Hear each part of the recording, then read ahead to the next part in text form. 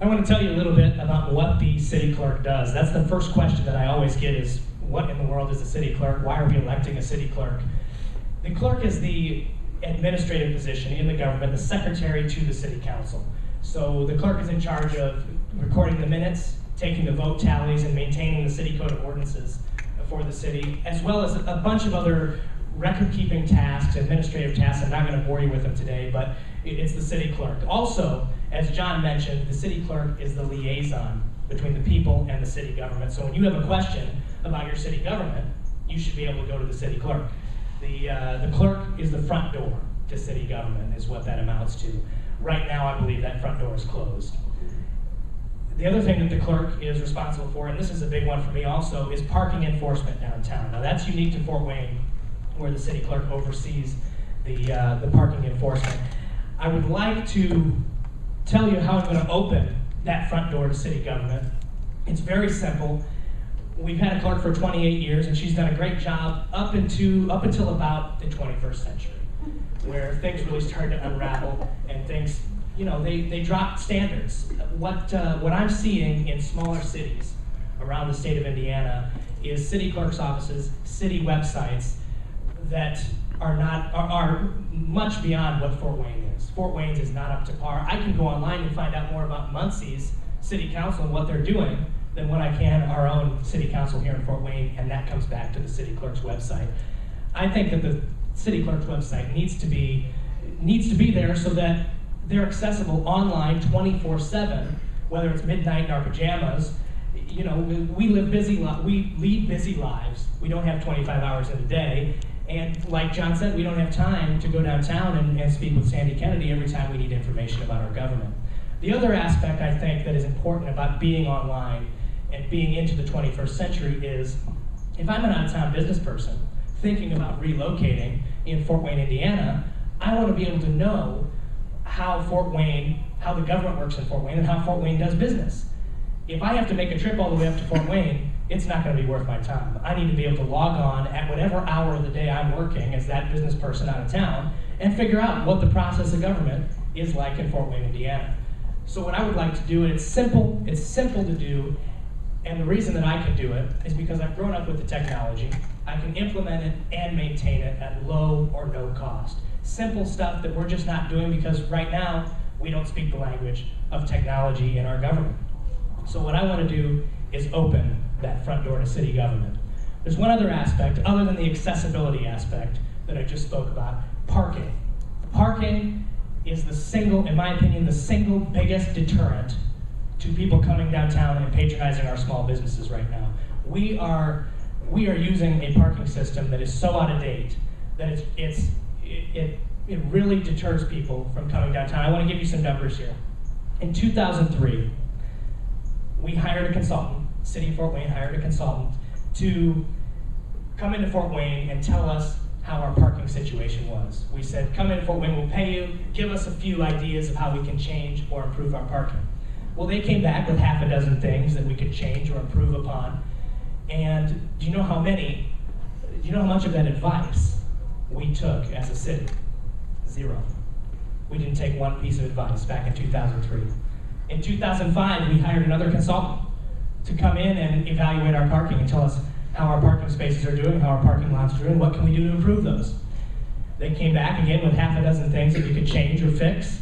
And do you know how many we took? How much of that advice we took? We took 0. We didn't take any of that advice. So in 2009, we hired another consultant, paid for a consultant to come in and tell us the state of our parking downtown.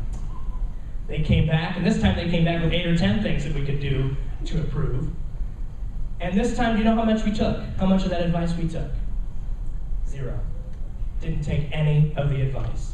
3 different consultants, 3 times in the last 10 years, and we haven't taken their advice. There's no excuse for that, in my opinion, to pay for a consultant, but then not take any of the advice. It was good advice, and some of the things that I'm going to talk about in just a second are things that they suggested to us back in 2003 and 2005. I want to take you back to 2009 for just a second. That is when parking really started to unravel downtown as well, in 2009. Our city clerk came with a plan called Parking Ticket Amnesty. We had $500,000, $500,000 worth of unpaid parking tickets, spanning from 1999 to 2009. So in 2009, our clerk came and said, I want to create this program called Parking Ticket Amnesty. If you have an outstanding ticket that's unpaid between 99 and 09, you can come in and you can pay the original $5 fine. It doesn't matter what it's multiplied to, doesn't matter how big your fine is, you can come pay that original $5 fine. Well, the program lasted for a couple weeks, and we were able to collect about $22,000 in those $5 fines. What that left us with was $478,000 of unpaid tickets, and what did we do? We scrubbed the books. We eliminated that chunk of money from the books, and $478,000 is a lot of money where I come from. It's money that we could have collected, and we didn't. So what did we do?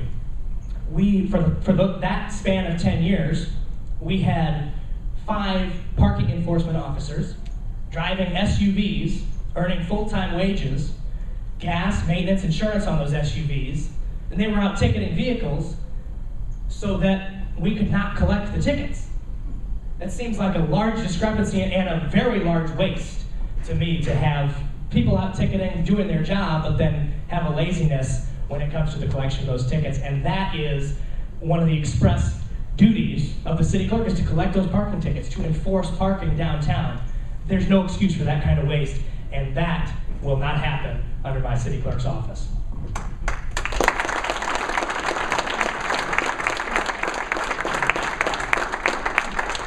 Now, you're probably wondering, you're probably thinking, all right, you've pointed out a lot of the problems that we have in our city clerk's office, but you haven't given me a lot of things you're going to do other than open the front door and make things more accessible to us. Well, there's one big thing that we should be doing in our downtown, and it's been suggested to us by these consultants, and I've looked into it. It would be easy to implement. What I'm talking about are what I like to call easy meters. These are new parking meters. Well, I shouldn't say new, they've been around for over 10 years. So the kinks have been worked out, the bugs have been worked out. These meters allow you to pay by credit card, traditional coin method, or reloadable debit card. So what that means is you would go to the city and you would get a debit card. As you used the money on that card, you could go back and refill it once it ran out. So it's easy to pay, credit, debit, and traditional coin method. These meters are solar powered, and let me tell you how easy they are to install. Our current meters have a head on top, and that's where it says expired, or it says how much of your time you've put in your meter. You open that up, turn the key, open that up, take out the old mechanism that's in there now, and slide in the new one, close it up, and all of a sudden you can accept credit, debit, and traditional coin. It's that easy. Now, a lot of times people associate technology with extra cost. These meters are low cost. Since they've been around for so long and other smart cities have implemented them, they range between $150 and $450 a meter, and in the cities that have implemented them, they have paid for themselves on average within 6 months. Within 6 months of implementation. Now, the cities that have put these to use are cities like Indianapolis, San Diego, San Francisco, Boston, Chicago, Denver, Charleston. The list goes on, folks, and we are falling behind the times. These cities that have implemented these meters have made it so easy to do business in their downtown that they have seen a boom in small business now, and I'll get to a number on that in just a second. But it's not only the ease of payment with these meters. If you're on your way downtown and you're with your family or your business partner or whoever, and they're in the passenger seat, you can say to them, hey, pull up your cell phone and find where the open spaces are. And they can, with a click of 2 buttons, they can say, all right, there's a spot open on Calhoun, there's nothing open on Harrison Street, so you better head this way.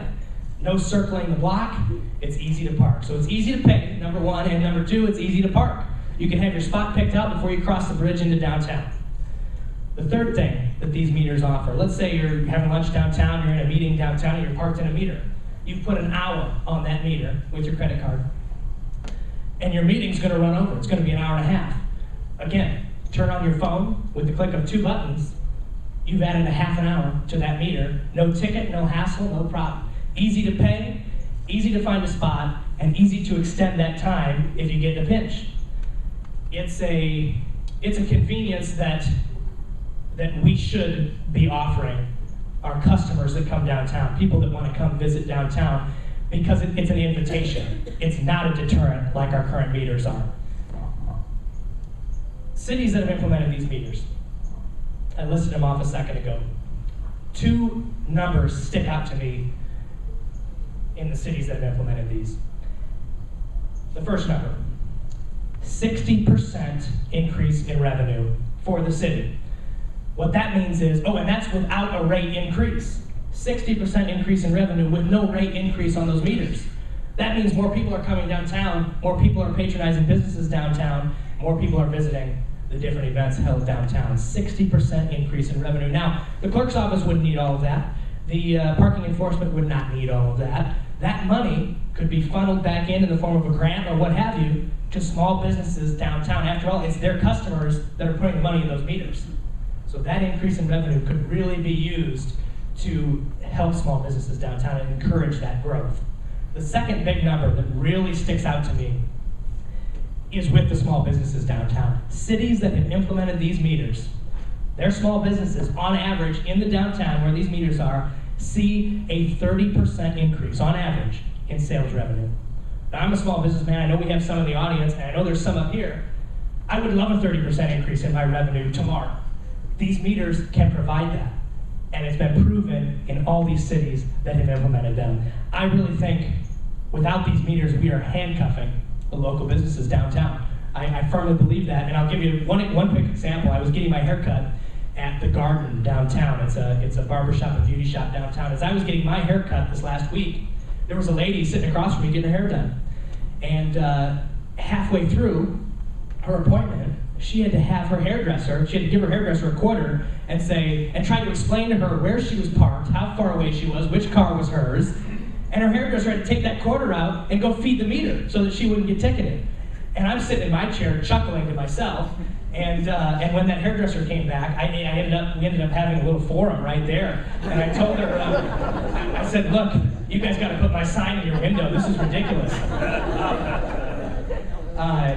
And of course they said they would. Their concern, and this was a concern in all these consultant studies that came back. They surveyed the businesses downtown. One of the main concerns of these businesses is we don't feel like we can do business downtown without a parking lot of our own. And that's bogus. That is wrong. Businesses downtown, there's not room for a parking lot for every single business downtown. We need to make it possible for businesses to do business downtown without having a parking spot of their own. We can't handcuff them, and we have to do all we can to encourage that growth. These meters can do it, and I'm determined to implement them if I get elected city clerk.